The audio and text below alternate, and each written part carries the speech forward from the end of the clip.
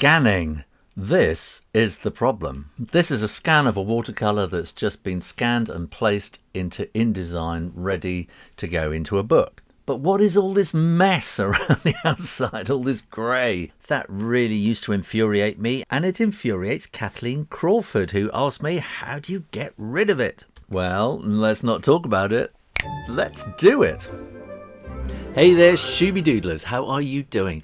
Maybe you are tearing your hair out in frustration, trying to scan images to make a book. Images you have spent hours creating for a book that you might want to publish. Scanning is a bit of a dark art. I've gone through quite a few scanners in my time, slowly going up the quality scale. I published quite a few books scanning on a Canon Leader 400 and a 200 and 250 or something before that. I found there was one problem, was that the software was never terribly good, and scanner manufacturers don't really sort of keep up to date with their scanning software, and you can update your computer and suddenly find your scanner doesn't work anymore, and that's the biggest frustration of them all. So 2 or 3 years ago I did a lot of research, and everybody kept coming up with the same scanner. It is the Epson Perfection V800 Photo, and it is not cheap. And I went, oh, I can't spend all that money on a scanner. And then I thought of the amount of books that I wanted to do, the amount of scanning I wanted to do. I thought it is time to invest in a proper scanner. And it isn't just the scanner, it's the software that is really quite important. The V800 Photo comes with laser fast scanning software, which is really good. And when I did my first scan, it was like, oh my goodness. It was a revelation after having done all those scans on a much cheaper scanner. If you want good scans, you need a professional scanner. Or if you don't want to get involved in it, send it all away to a professional scanning company and they will do it all for you.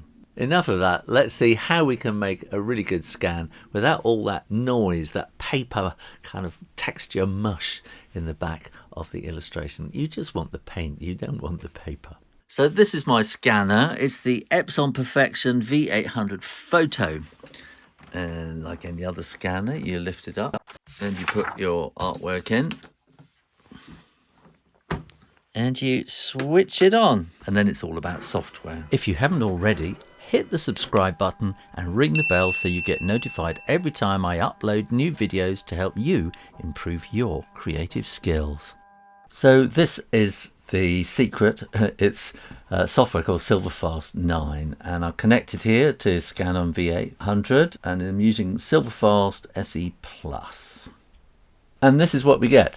So I am looking to scan colour, 48 to 24-bit. You can do into RAW, but I don't want RAW. I'm going to call this test scan. And I'm going to save it. This one I can save in TIFF, PSD, JPEG, JP2, whatever. I'm going to save it in PSD, which is Photoshop format, which means I get it in the format I would have to go and save it in eventually from Photoshop. This is the preview window over here, and I am going to do a pre-scan.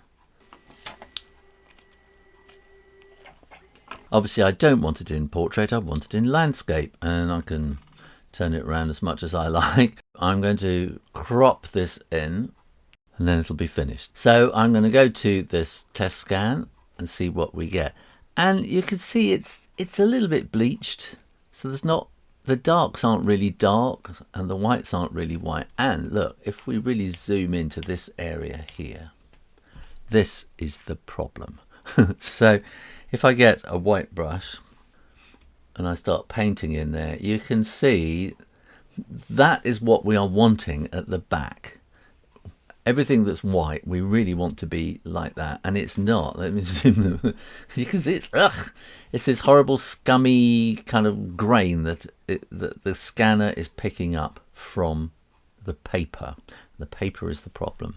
Now let's go back again and see what we got. So this was the pre-scan, and I'm going to come here now to the pipette, and I'm going to go to the white point. Let's bring up the histogram, and this is a graph showing sort of white through the colours to blacks down here. You can see this part of the graph is really, really high, so there is a lot of white showing in this illustration, which there is. You can see the white background, all white in her suit.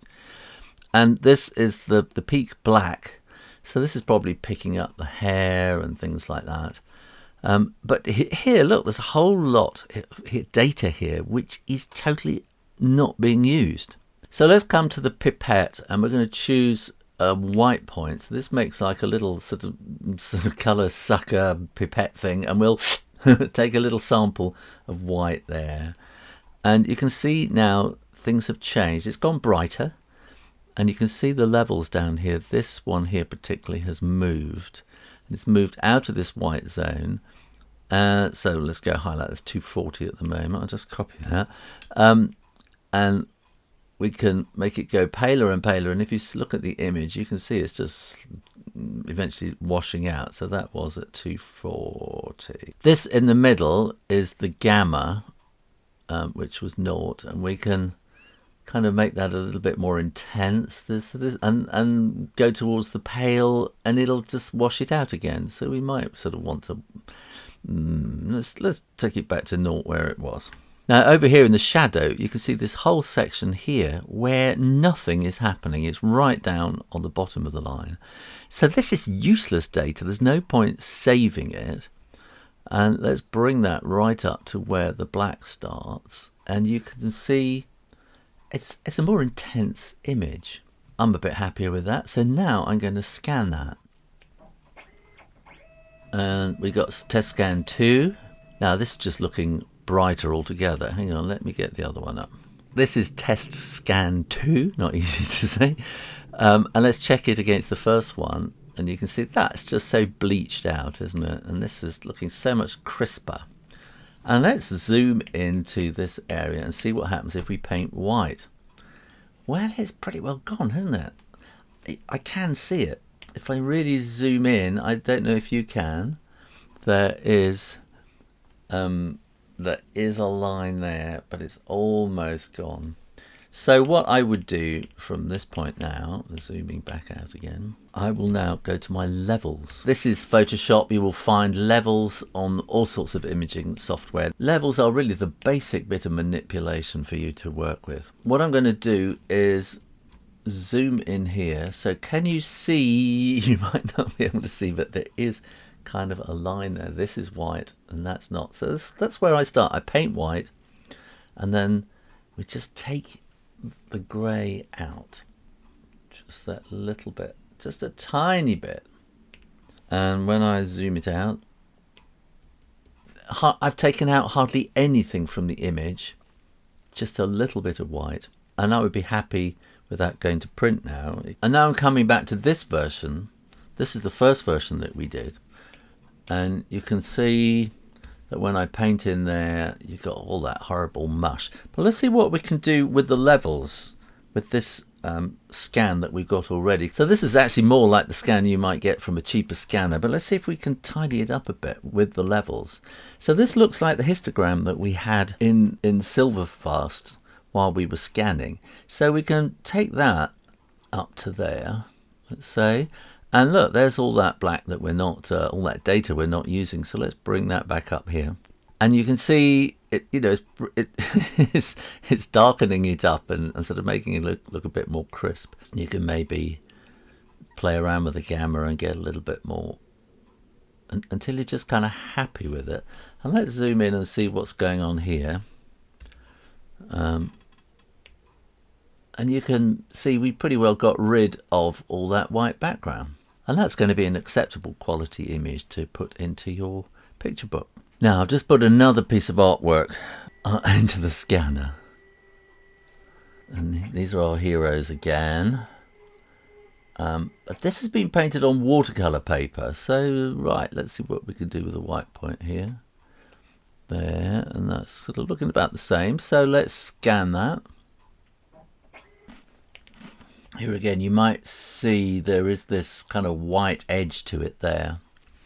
So I'm going to do the levels again, and that's right there. There's a bit of this high white bar there, and I'm just going to take that out. So this is done on watercolor paper with quite a grain to it, and we managed to get rid of that grain using the levels. But quite often on a cheaper scanner, you'll try and do that, and you're going to lose so much of the detail at the black end. of the scan. That one's worked quite well. So basically I would say a lot of it is to do with the quality of the scanner and very much to do with the quality of the scanning software. Then once you have a scan, you want to play around with those levels and really get to understand levels. In the end, you just have to paste it into InDesign, create your book, send it off and print it, and hope for the best. And learn from your mistakes. Next time you might think, ugh, it's got that grey mush around the illustration where you want it really to be white. If we get a straight untreated scan and we put it into a page layout program like InDesign, which this one is, you can see we get this mush around the illustration, and we don't want that. So eventually you can get a nice clean scan and put that in, and you can see the difference. All that mush in the background has gone away and you've got a nice clean white background, which is what you want. Now your illustration might be a completely solid affair, but we can still do the same. And if you look at the histogram here, you know, we can bleach it out here on the scan. We can maybe bring this black up a bit to get all those blacks in. A little bit there. And then scan it. And then when we look at this, it was very messy, messily painted. But what we're really wanting is to, if we come in the top here, what we're really wanting is for this grey mush at the top to be white. This is watercolour, and so all the light is coming from the paper, and the paper needs to be white. So if we have a look at the levels again, we can bring those levels up a little bit, which gets rid of all that mush. And then if we go back and have a look at the whole thing again, it's just a little bit brighter. I think it's actually looking a little bit dark, so I'm going to take the gamma down just a fraction. So it's really all down to the levels. There you go. I hope that has been of any help. If you're still confused, put your comments and questions in the comments box below and I'll see if I can help. In the meantime, make sure you're subscribed to the Shoe Render Drawing channel and keep coming back for lots more drawing and helpful technical videos every week. In the meantime, keep drawing. Practice. Keep on scanning, and I'll see you next time. You take care now. Bye-bye.